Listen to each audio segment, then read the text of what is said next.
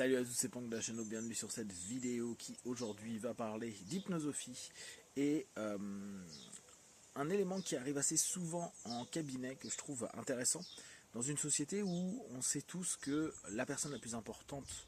de notre monde et le sujet de conversation qui nous plaît le plus est en général nous-mêmes. On aime particulièrement se mettre en avant, mettre en avant nos réflexions et même les personnes les plus timides, après quelques questions, si on se débrouille assez bien, on peut facilement en faire ressurgir beaucoup d'éléments sur ce qu'ils pensent sur je pendant toute la conversation. Ce qui est plus intéressant, c'est de constater que dès qu'il s'agit de parler de soi à un autre niveau, et notamment dans le cadre de la thérapie, il est plus difficile d'avoir cette notion de parler de soi, voire il y a même une certaine honte à parler de ses expériences, de ce que l'on ressent. Et on sait très bien que dans cette démarche et dans le fait de devoir retirer ses masques, il peut y avoir cette sensation de se dire « Eh merde !» là, je me rends quand même compte que je ne suis pas forcément mes histoires, je ne suis pas non plus forcément tout ce que je fais et tout ce que j'ai, hein, la sémantique qu'on connaît bien, hein, être, faire, avoir. Et parler de soi, donc de soi dans l'être, c'est quelque chose qui est beaucoup plus compliqué. On peut même être assez étonné du fait que l'ego puisse autant aimer être flatté, et je pense que la grande majorité d'entre nous, on est dans ce cas-là, mais que d'un coup, quand on commence à aller au-delà de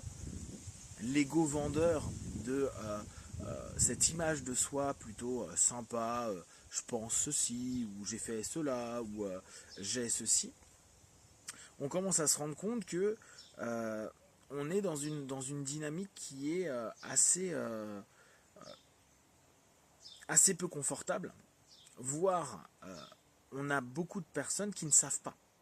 Je ne sais pas. Quand on dit mais qu'est-ce que tu es, qu'est-ce que tu ressens, perçois, vis, là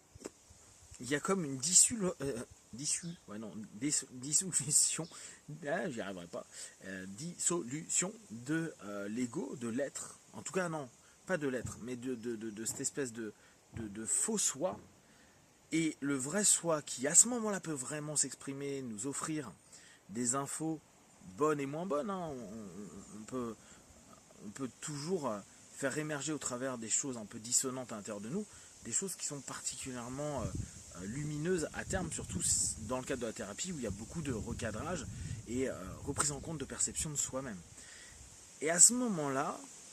on a quelque chose d'assez contradictoire, on n'arrive plus à parler de soi. Et très vite, on observe que un des moyens et un évitement qu'on a de vivre cet état, de se dire merde, putain, le je suis, j'ai du mal à l'assumer, à le voir, à le percevoir, parce que c'est plus un je suis masqué, un je suis un peu joueur et menteur. Bah à ce moment-là, il y a un je sais pas qui je suis, voire je suis mal à l'aise avec qui je suis, où je ne veux pas admettre que cette partie de moi, le je suis, il n'est pas agréable et je l'apprécie pas plus que ça. Il y a même un questionnement qui va être sympa à se poser, c'est est-ce que dans ce cas-là, la notion, vous savez, dans les notions un peu méditatives,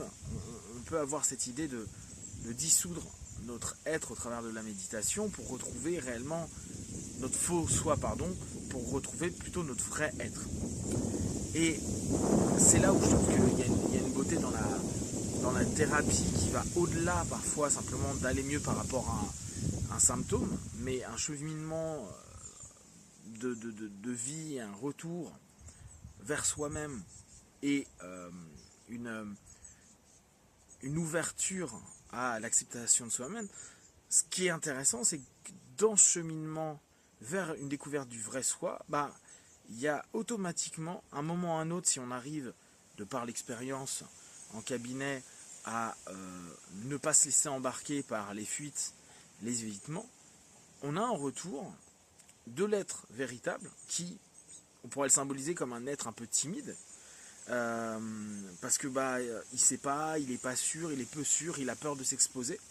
Et au bout du compte, c'est un excellent chemin pour mettre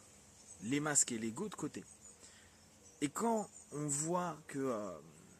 un des questionnements qu'on a beaucoup vis-à-vis de nous-mêmes, c'est de se dire je suis peut-être trop égotique, trop basé sur moi, trop narcissique parfois pour un peu d'autres cas. Est-ce qu'il ne serait pas intéressant de prendre en compte la démarche maïeutique, la démarche philosophique, la démarche psychothérapeutique comme un excellent moyen d'aller confronter l'ego avec le praticien qui, au travers de sa questiosophie, son questionnement, son orientation, ses recadrages, offre la possibilité, l'opportunité justement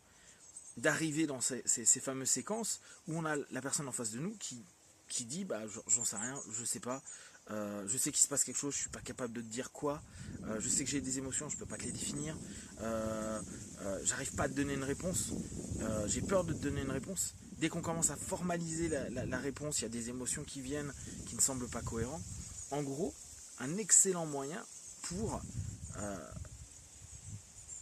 calmer un petit peu notre ego excessif, parce qu'on n'est plus dans nos histoires de vie, on n'est plus dans nos comportements, on n'est plus dans nos super échecs ou dans nos méga réussites. On se retrouve dans un ici et maintenant où une partie en tout cas de l'être véritable se sent pas à l'aise parce que il se découvre ou il est découvert, parce que parfois c'est suite à une question, on voit la personne qui fait oh putain, je me suis jamais posé cette question là, si je pose cette question je sens qu'il y a quelque chose qui se passe à l'intérieur de moi que je connais pas, que je ne maîtrise pas, et ça va peut-être pas dans le discours que j'avais avant. Il y a plein de choses qui sont en train de se passer. Et utiliser l'accompagnement dès lors dans un cheminement secondaire, ou en tout cas en ayant à l'esprit cette notion-là, l'accompagnement peut me permettre de diminuer mon ego, me retrouver moi plus, donc aussi commencer à un peu désengranger l'idée du self qu'on se fait à l'intérieur de nous pour retourner vers un nous plus vrai, mais un nous, comme je vous dis, de l'ici et maintenant qui est un peu caché et qui se dit ouh merde, de par la vue du praticien, mais qui est très secondaire au bout du compte, mais surtout par rapport à sa propre vue. Se voir soi-même, c'est comme... alors, après là c'est vraiment du questionnement, mais est-ce qu'on pourrait pas regarder, même si Lacan lui il n'avait pas travaillé dans cette idée-là, mais la face du miroir, la face du reflet de soi-même, qu'on peut avoir dans une démarche d'accompagnement thérapeutique, comment être face à soi-même quand on arrête de nier cette facette de nous-mêmes survendue, surexposée, on la met de côté et qu'on ramène quelque chose de plus authentique et vrai. Comment on gère, et est-ce que ça c'est pas un point de départ pour nous offrir une vraie diminution du self et de l'ego, non pas dans une recherche de je vais diminuer mon self et mon ego, mais comme un élément quasi automatique dans notre démarche psychique. Parce que parfois peut-être, et là c'est vraiment une réflexion qui me vient, dans la psychanalyse, dans le fait de parler parfois un peu trop dans le comportemental, dans l'historique et dans les patterns, mais non pas dans le fond des patterns, mais des conséquences des patterns, fait qu'on nourrit simplement pas, simplement, bien sûr que ça va au-delà, mais on peut nourrir notre ego, et donc passer des années à s'écouter et à se faire écouter, plutôt qu'aller vers l'être, et là où on se rend compte quand on est proche de l'être, c'est beaucoup moins, il y a beaucoup moins de mots, beaucoup moins d'éléments où on a envie d'exposer, parce qu'on est dans une rencontre, et cette rencontre elle est très intime, et cette intimité elle est assez complexe à gérer avec nous-mêmes. Donc je vous invite à aller dans cette réflexion-là. Est-ce que l'accompagnement n'est pas un excellent moyen, voire un des moyens clés pour dissoudre l'ego? Si vous avez des questions, des remarques, vous partagez sur Facebook, YouTube, je répondrai le plus rapidement possible, et comme d'habitude, de tout ce que je propose, ne prenez que ce qui est bon juste pour vous, testez, analysez et concluez. Be one, ciao.